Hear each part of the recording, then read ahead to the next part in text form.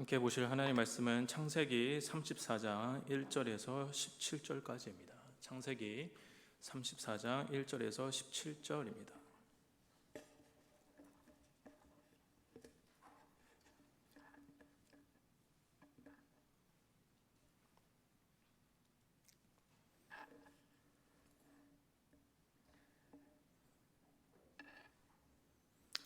네, 제가 읽도록 하겠습니다. 레아가 야곱에게 낳은 딸 디나가 그 땅에 딸들을 보러 나갔더니 휘 족속 중 하몰의 아들 그 땅의 주장 세겜이 그를 보고 끌어들여 강간하여 욕되게 하고 그 마음이 깊이 야곱의 딸 디나에게 연연하며 그 소녀를 사랑하여 그의 마음을 말로 위로하고 그의 아버지 하몰에게 청하여 이르되 이 소녀를 내 아내로 얻게 하여 주소서 하였더라. 야곱이 그 딸 디나를 그가 더럽혔다 함을 들었으나 자기의 아들들이 들에서 목축함으로 그들이 돌아오기까지 잠잠하였고 세겜의 아버지 하몰은 야곱에게 말하러 왔으며 야곱의 아들들은 들에서 이를 듣고 돌아와서 그들 모두가 근심하고 심히 노하였으니 이는 세겜이 야곱의 딸을 강간하여 이스라엘에게 부끄러운 일 곧 행하지 못할 일을 행하였음이더라. 하몰이 그들에게 이르되 내 아들 세겜이 마음으로 너희 딸을 연연하여 하니 원하건대 그를 세겜에게 주어 아내로 삼게 하라. 너희가 우리와 통혼하여 너희 딸을 우리에게 주며 우리 딸을 너희가 데려가고 너희가 우리와 함께 거주하되 땅이 너희 앞에 있으니 여기 머물러 매매하며 여기서 기업을 얻으라 하고 세겜도 디나의 아버지와 그의 남자 형제들에게 이르되 나로 너희에게 은혜를 입게 하라. 너희가 내게 말하는 것은 내가 다 주리니 이 소녀만 내게 주어 아내가 되게 하라. 아무리 큰 혼수와 예물을 청할지라도 너희가 내게 말한 대로 주리라. 야곱의 아들들이 세겜과 그의 아버지 하몰에게 속여 대답하였으니 이는 세겜이 그 누이 디나를 더럽혔음이라. 야곱의 아들들이 그들에게 말하되 우리는 그러하지 못하겠노라. 할례 받지 아니한 사람에게 우리 누이를 줄 수 없노니 이는 우리의 수치가 됨이니라. 그런즉 이같이 하면 너에게 허락하리라. 만일 너희 중 남자가 다 할례를 받고 우리같이 되면 우리 딸을 너희에게 주며 너희 딸을 우리가 데려오며 너희와 함께 거주하여 한 민족이 되려니와 너희가 만일 우리 말을 듣지 아니하고 할례를 받지 아니하면 우리는 곧 우리 딸을 데리고 가리라. 아멘. 기억하실지 모르겠는데 저는 작년 수요 예배 때 창세기를 나름대로 강해 설교하고자 하였습니다. 한 장 한 장 중요한 사건을 다루면서 설교를 했었는데 창세기 33장까지 설교하고 나서 브레이크가 걸린 듯한 느낌을 받았습니다. 왜냐하면 창세기 34장을 어떻게 설교를 해야 할지 전혀 감이 잡히지 않았기 때문입니다. 마침 코로나 때문에 온라인 예배를 드리는 상황이 되었기에 이 어려운 시국에 조금이나마 위로와 격려가 되고자 하는 말씀을 전해드리고자 창세기 말씀을 더 진행하지는 않았습니다. 우선 제가 창세기 34장을 설교하기 어려웠던 이유는 크게 두 가지였습니다. 첫째, 창세기 34장의 내용이 불편했기 때문입니다. 어떤 책에서는 창세기 34장에서 이렇게 설명합니다. 성경 전체에서 가장 지저분한 장 가운데 하나다. 이는 강간, 분노, 속임, 탐욕, 살인, 폭력, 그리고 자기중심주의에 관한 이야기를 하고 있다. 성경에 나온 이야기들이 사실 따지고 보면 아름다운 이야기들보다는 인간의 죄악된 모습을 적나라하게 폭로하고 있는 책이 바로 성경입니다. 그래서 인간사에서 일어날 수 있는 지저분한 일이 있더라도 숨기지 않고 과감없이 끄집어내는데 그래도 34장의 내용은 지저분해도 너무 지저분해서 솔직히 다루고 싶지 않았습니다. 그냥 은근슬쩍 넘어가서 다른 말씀을 전하고 싶었는데 또 제 성격상 그렇게 할 수는 없었습니다. 두 번째 이유는 창세기 34장의 내용이 너무 갑툭튀 같았기 때문입니다. 갑툭튀가 무슨 의미인 줄 아시죠? 네, 갑자기 툭 튀어나오다. 이를 줄여서 하는 말인데 창세기 33장과 뒷장인 35장과 이 내용상 전혀 연결이 되지 않는 것 같아 보였기 때문입니다. 우선 창세기 34장 앞장들의 내용은 이러합니다. 야곱이 형 에서를 속여 장제의 축복을 받고 형에게 큰 화를 면하기 위해 외삼촌 라반의 집으로 도망갑니다. 외삼촌에게 갈 때는 호련 단신으로 가서 갖은 고생을 다했지만 어쨌든 훗날 처자식을 거느리고 거부가 되어서 20년 만에 귀향하고자 합니다. 하지만 긴 세월이 지났지만 형과의 이 감정 문제는 아직 해결되지 않았습니다. 그래서 주저하고 망설일 때에 야복나루에서 그는 어떤 사람과 끈질기게 씨름을 벌입니다. 야곱은 야복나루에서 하나님을 새롭게 만나게 되면서 그의 인생은 새롭게 전환점을 맞이하게 되었습니다. 변화를 경험한 야곱은 이름이 바뀌게 되었고 이제는 과거의 야곱이 아닌 새로운 야곱으로 변화된 모습으로 형 에서를 만나 극적으로 화해하는 장면이 바로 33장까지의 이야기입니다. 만약 34장의 내용이 없이 35장에서 하나님이 야곱에게 복을 주시는 장면으로 넘어간다면 그것은 내용상 흐름상 자연스러울 것 같습니다. 그래서 창세기 34장 디나가 부끄러운 일을 당하는 장면은 앞장과 뒷장의 연결고리를 생각할 때 내용상 굉장히 부자연스러운 것 같기에 이런 이유로 설교하기가 쉽지 않다고 생각을 했습니다. 이렇게 크게 두 가지 이유, 불편한 내용을 담고 있고 앞 뒷장과의 흐름상 연결이 자연스럽지 않았기 때문에 저는 창세기 34장을 설교하기 싫었다고 표현하는 것이 맞을 것 같습니다. 그래서 계속 부담이 있었지만 이 34장을 어쨌든 넘어야 할 산으로 생각하고 설교해 보기로 생각했습니다. 서두가 엄청 길었는데요. 저는 오늘 34장의 큰 흐름을 살펴보고 이 34장에서 얻을 수 있는 영적 교훈 세 가지를 살펴보자 합니다. 오늘 본문 1절과 4절입니다. 같이 한 목소리로 읽어보도록 하겠습니다. 1절부터 4절입니다. 시작.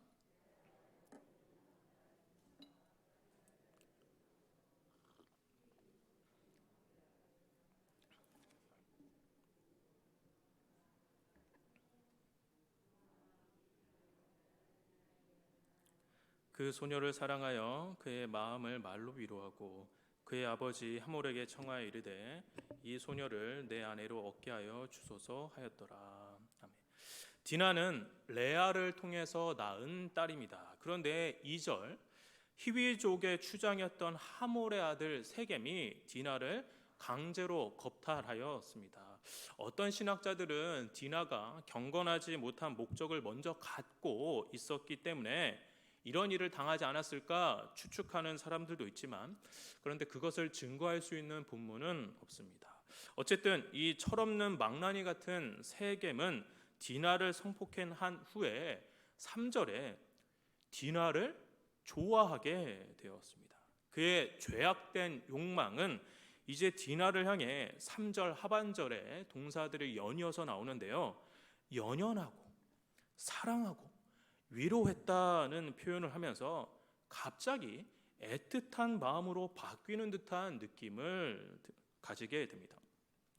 디나도 그렇게 생각했는지는 그는 추후에 관심도 없습니다. 오로지 그의 관심은 자신의 감정에게만 충실한 것 같습니다.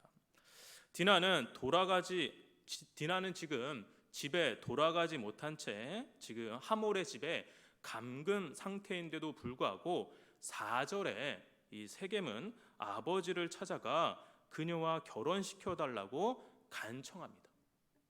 여성의 지위가 낮아 자신의 의지와 상관없이 결혼할 수 있는 문화가 혹시 있다고 하더라도 이렇게 강제적으로 하는 것은 옳지 않아 보입니다. 어쨌든 지금 야곱의 집안에 큰 어려움이 생겼습니다.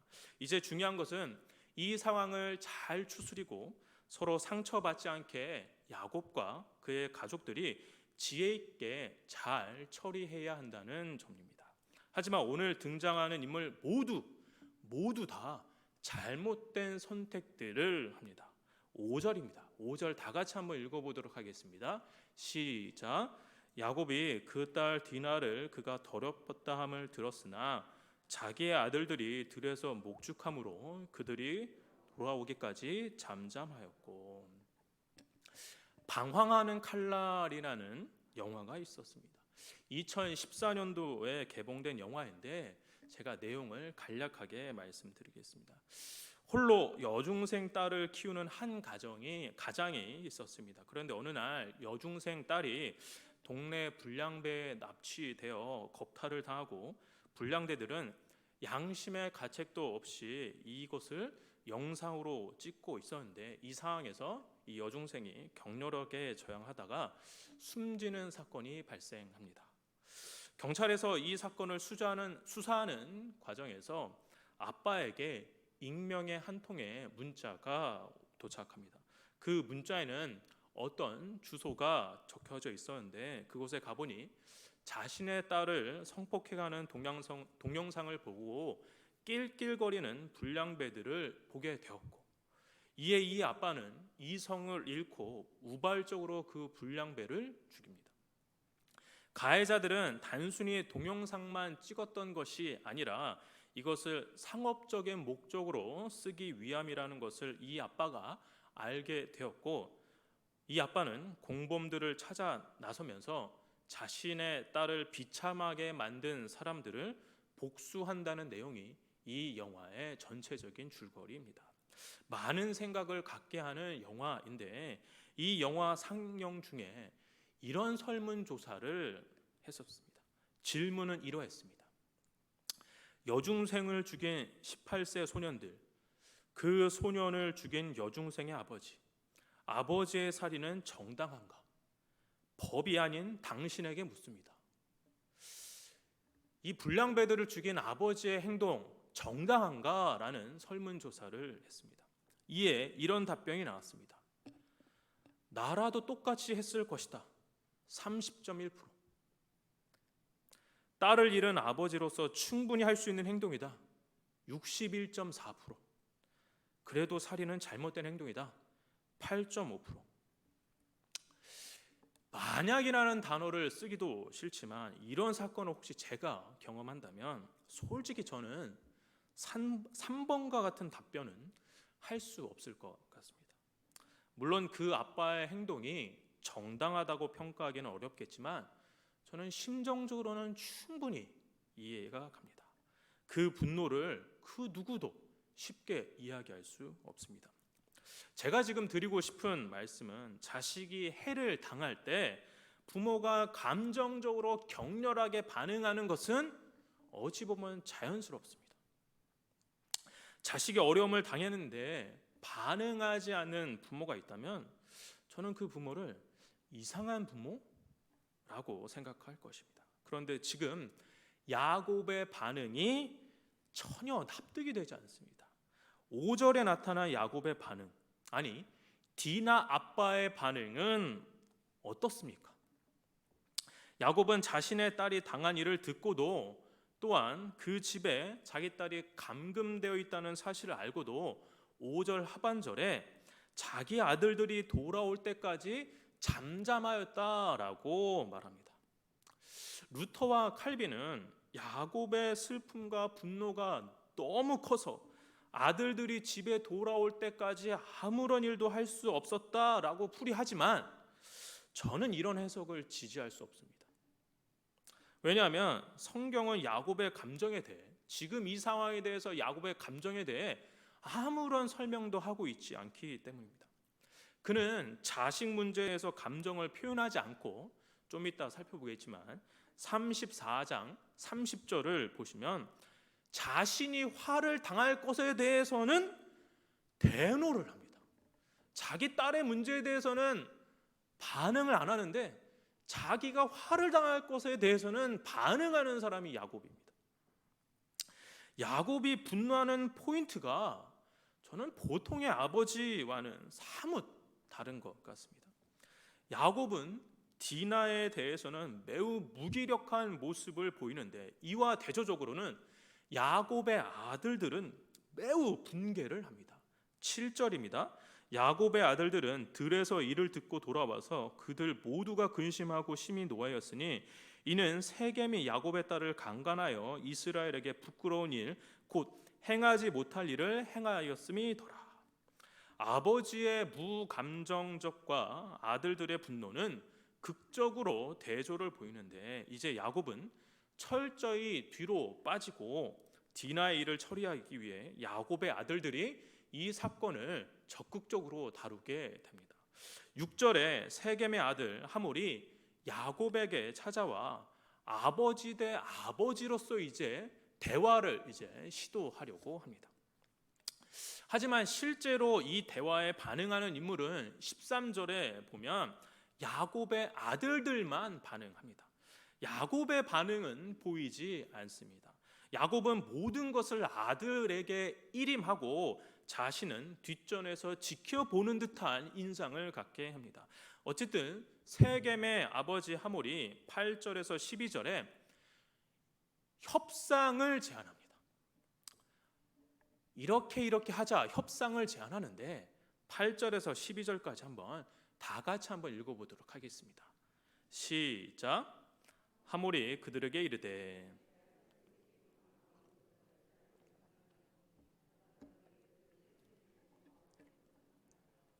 너희가 우리와 통혼하여 너희 딸을 우리에게 주며 우리 딸을 너희에게 데려가고 너희가 우리와 함께 거주하되 땅이 너희 앞에 있으니 여기 머물러 매매하며 여기서 기업을 얻으라 하고 세겜과 디나의 아버지와 그의 남자 형제들에게 이르되 나로 너희에게 은혜를 입게 하라. 너희가 내게 말하는 것은 내가 다 주리니 이 소녀만 내게 주어 아내가 되게 하라. 아무리 큰 혼수와 예물을 청할지라도 너희가 내게 말한 대로 주리라.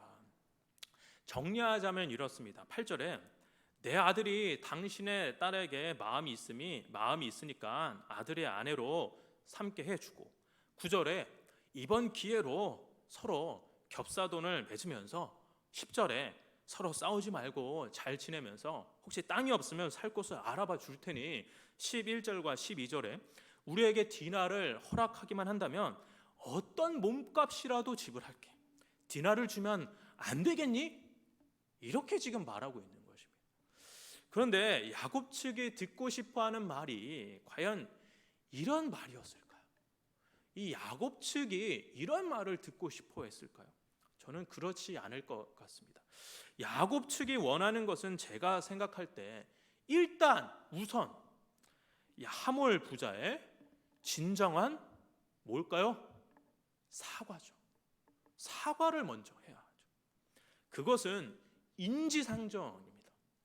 하몰은 마치 강간은 없어, 강간에 대한 이야기는 일절하지 않습니다.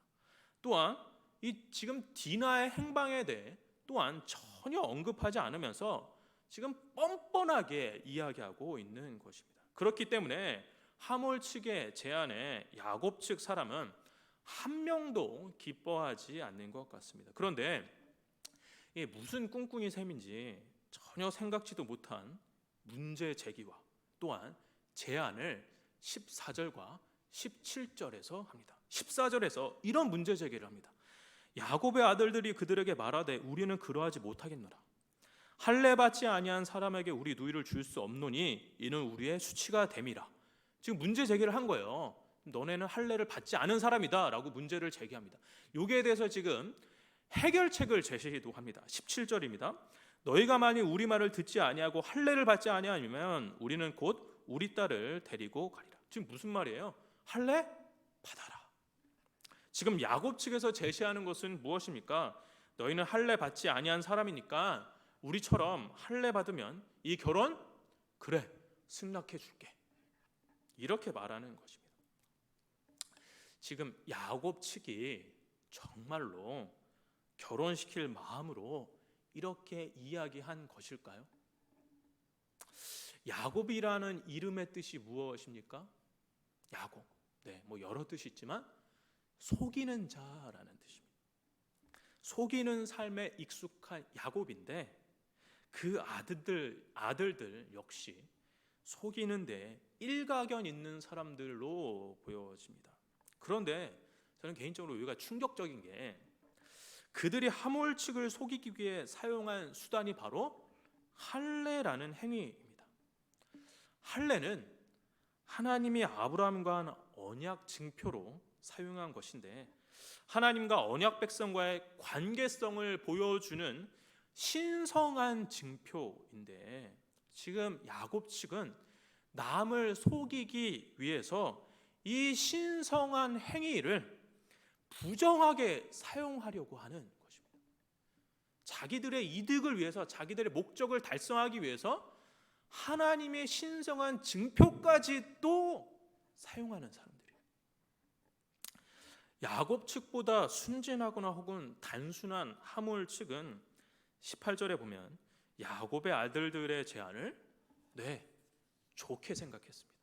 그리고 20장에 보면 곧장 이 핫한 소식을 자기 부족에게 전하면서 야곱 측과 교류를 하면 21절과 23절에 경제적인 이익을 얻을 수 있다고 설득하면서 24절에 그러니까 우리 다 모두 할례를 받자라고 이야기합니다. 24절입니다.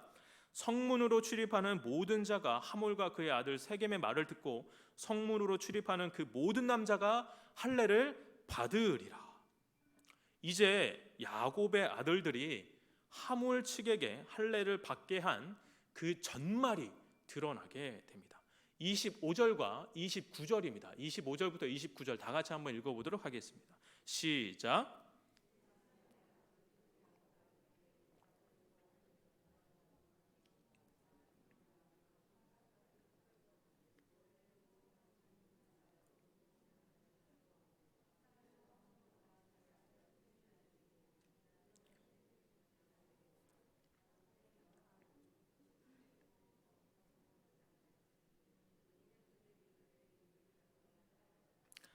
그들이 양과 소와 나귀와 그 성읍에 있는 것과 들에 있는 것과 그들의 모든 재물을 빼앗으며 그들의 자녀와 그들의 아내를 사로잡고 집 속의 물건을 다 노략한지라. 제3일째 되던 날, 아마 그 야곱 측은 모든 사람이 다 할례를 받았다고 판단되는 그때, 혹은 할례로부터 오는 고통이 최고조로 달했을 그 타이밍에 이 디나의 오라버니 이 시므온과 레위가 지금 칼을 차고 침투를 합니다. 감금되었던 디나를 구출하고 남자 주민을 모두 살해하였으며, 그뿐만 아니라 그 성읍에 있는 물건들은 물론 여자와 아이들 모두 노략했습니다. 하나님의 언약의 증표인 할례를 지금 복수의 수단으로 삼았던 것입니다. 여동생이 당했기 때문에 아마도 그 형제들은 자신들의 행동을 정당화했을지도 모릅니다. 그럼에도 불구하고 그 잔혹함의 정도는 이해할 수 없는 것이며 정당한 보복을 훨씬 넘어서는 것이었습니다. 동해보복법이라고 들어보셨을 것입니다. 눈에는 눈, 이에는 이. 이것을 동해보복법이라고 표현하는데 성경에도 나오고 고대 함무라비 법전에도 나옵니다. 눈에는 눈, 이에는 이. 이게 무슨 의미일까요? 제가 학생들을 가르치면서 이 동해보복법을 가르칠 때 꼭 이런 질문을 아이들에게 했습니다. 얘들아, 만약 누가 너희들 뺨을 한 대 때리면 너도 그 사람 한 대 때릴 거야? 한 대 때리실까요? 그러면 애들이 이렇게 이야기합니다. 더 때려요. 어떤 남자애들은 아주 과격한 표현을 쓰면서 더 크게 응징하겠다라고 말합니다. 어느 누구도, 어떤 학생도 내가 한 대 맞았으니까 저도 한 대 때릴래요, 이렇게 말하는 아이들을 본 적이 없습니다.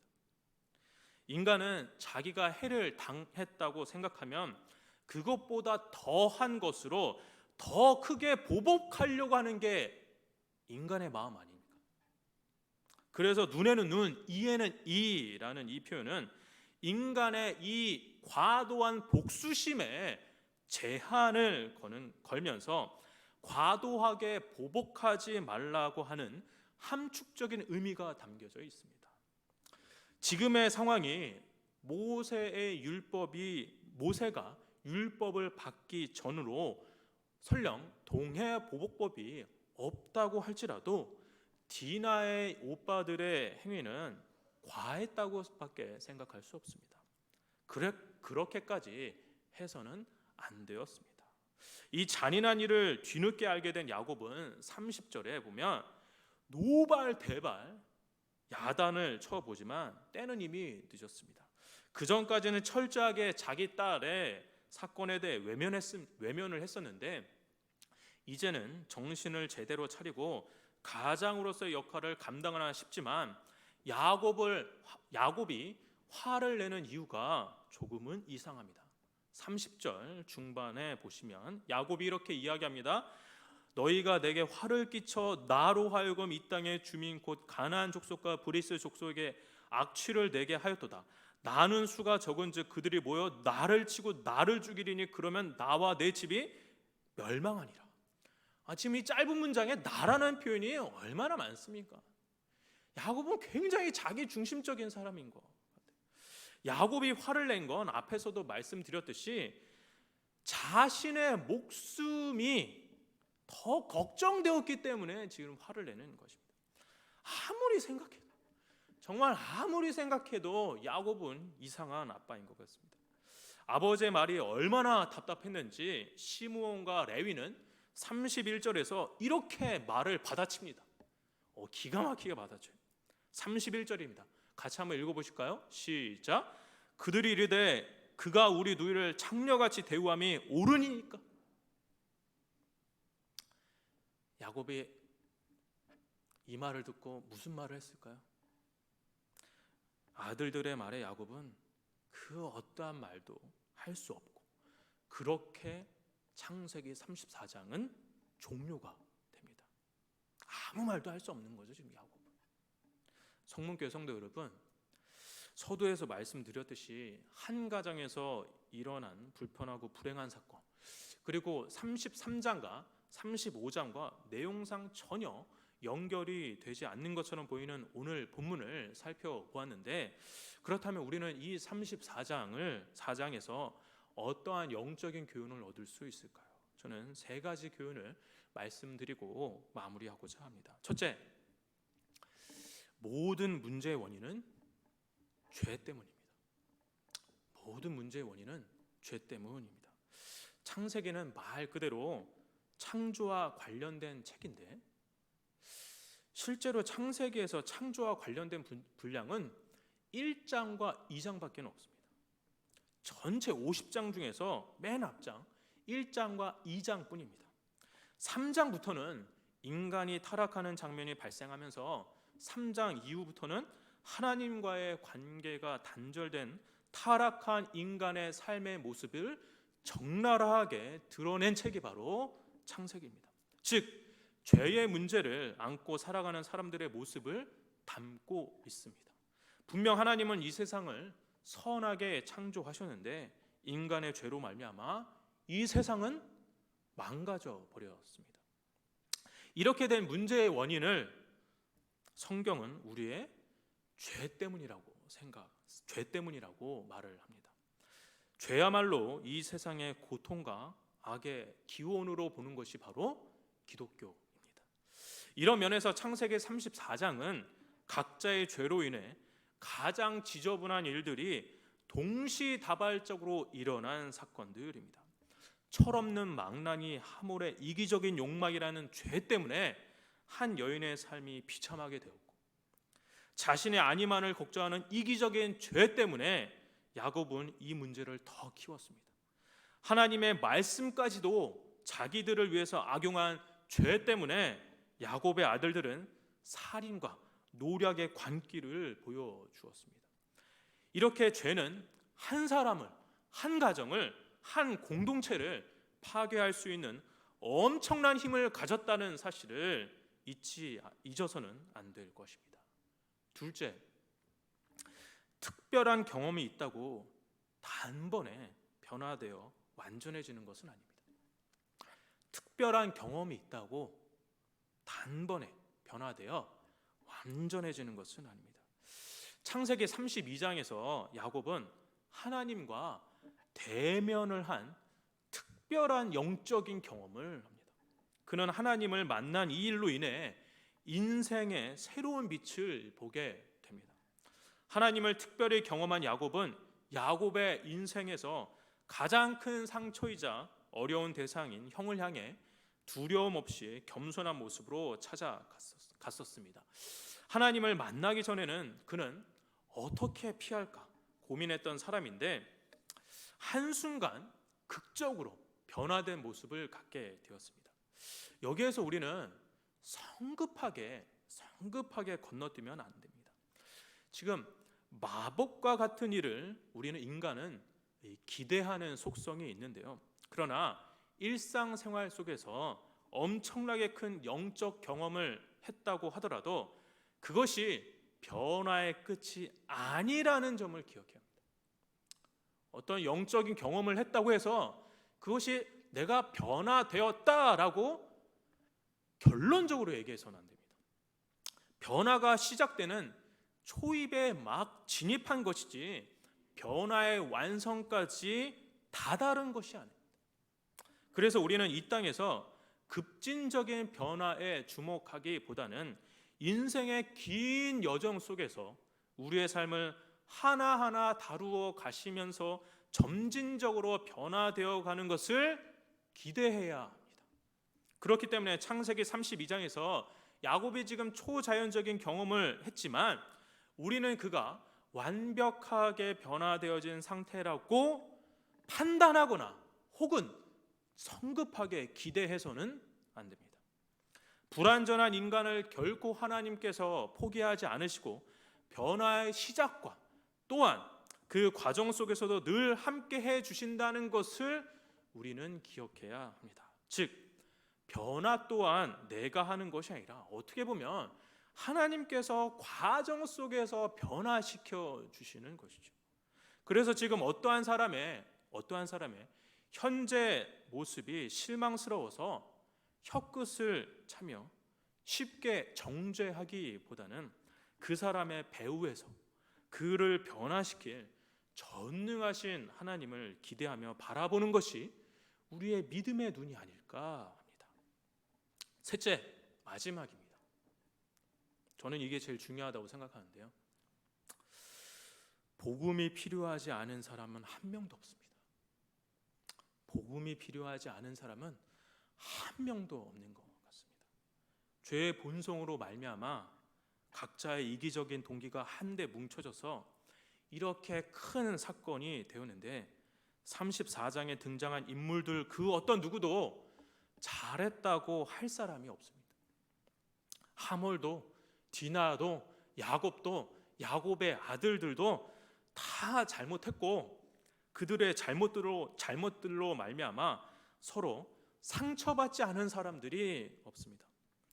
오늘 설교 제목처럼 이번 사건으로 인해 다들 마음속에 슬픈 마음이 깊이 자리 잡고 있었을 텐데 이들의 슬픈 마음, 이들의 상처가 회복되기 위해서는 무엇이 필요하겠습니까?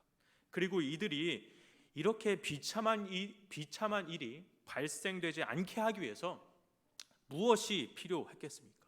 네, 바로 복음입니다. 오늘 등장인물뿐만 아니라 저도 여러분도 이 세상 모든 사람들 중에 이 복음의 찬란한 영광이 필요 없는 사람은 한 명도 없습니다. 복음, 즉 예수 그리스도가 필요하지 않는 사람은 이 세상에 존재하지 않습니다. 그래서 저는 창세기 34장을 보면서 이 세상이 이렇게 죄악으로 가득한데 역설적으로 이것을 회복시키기 위해 예수 그리스도만이 이러한 갖가지 문제를 해결할 수 있는 유일한 방법이라는 것을 보게 되었습니다. 성문교회 성도 여러분, 예수 그리스도가 우리의 삶에 가득 채워지시기를 소원합니다. 우리의 죄의 문제를 해결할 수 있는 것도 복음 예수 그리스도로 말미암아 해결받을 수 있고, 우리가 변화되어지는 것도 복음 예수 그리스도의 삶을 따라가야지만 변화되어지는 삶을 살 수 있으며, 저와 여러분의 슬픈 마음도, 남모를 아픔도, 마음의 상처도 복음 예수 그리스도로 말미암아 회복될 수 있습니다. 예수 그리스도가 우리 안에 충만해지시는 성문교회 성도님 되시기를 주의 이름으로 축원합니다. 찬양하고 기도하겠습니다.